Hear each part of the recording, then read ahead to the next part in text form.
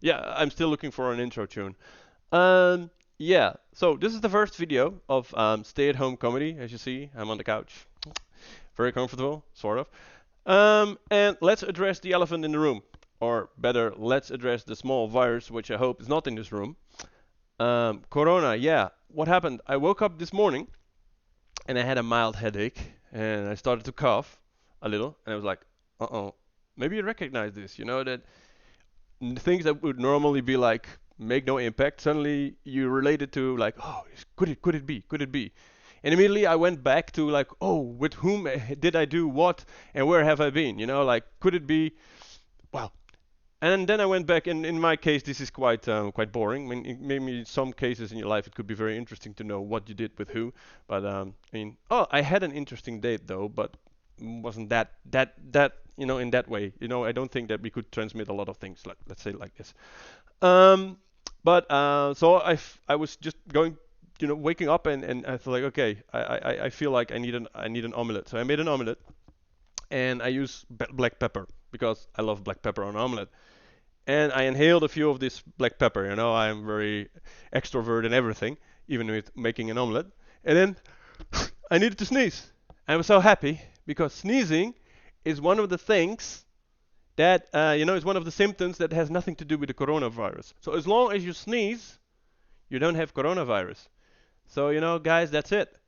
I would advise you to use black pepper, sneeze, and you don't have coronavirus. Everything's fine. Hey, tip from me. Anyhow, um, coronavirus, it's a bit weird, It's not the virus at all, but it's a bit weird. Like the whole story. Well, there are actually two weird things on this whole coronavirus. The first thing is it came from bats. It's like it came from bats. You know, how do bats transmit these things to humans? Like we have to stay in kind of social quarantine. I mean, okay, I get that. I mean, I am not allowed to, let's say, exchange body liquids with a lot of people around me. Not my routine, but you have these occasional things. But I want to say, like, how did it transfer from a bat to a human being? I mean, what happened there?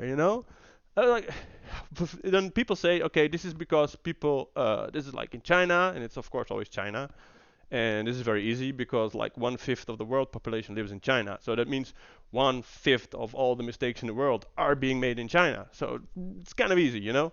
If you look at how many products are coming from China right now, they're actually very industrious people.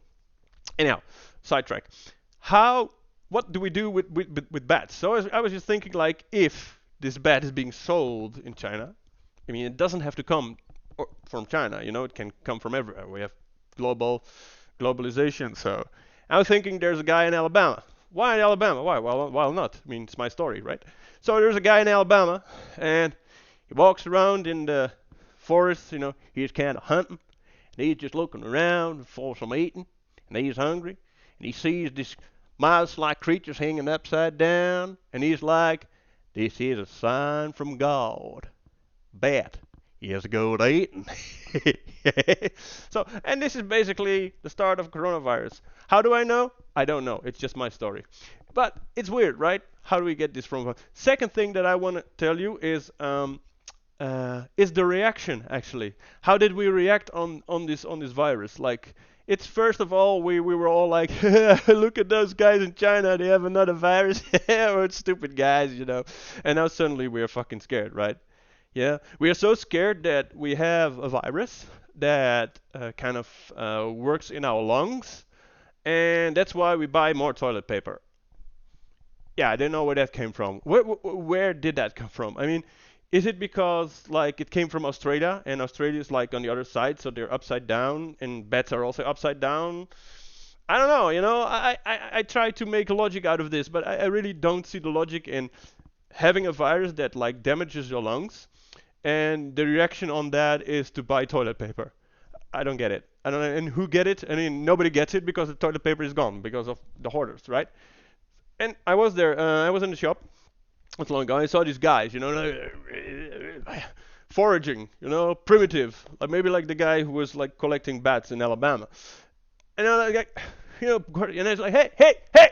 And the guy, I said, hey, where are you going with that toilet paper?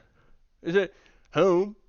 Yeah, that was not a very brilliant question, and if you don't ask a very brilliant question, then you don't get brilliant answers. That's basically the logic of it. So say, oh, okay. You say toilet paper. So why do you buy toilet paper? Yeah, well, because there's this virus. I say, oh, okay, there's a virus, but you know that this virus is, you know, it damages your lungs. It goes in your lungs. Yeah, we know. So then why you buy toilet paper? Because we are shit scared. Now, there we have it. Myth debunked. Why do people buy toilet paper? These are the two most weird things about this whole virus.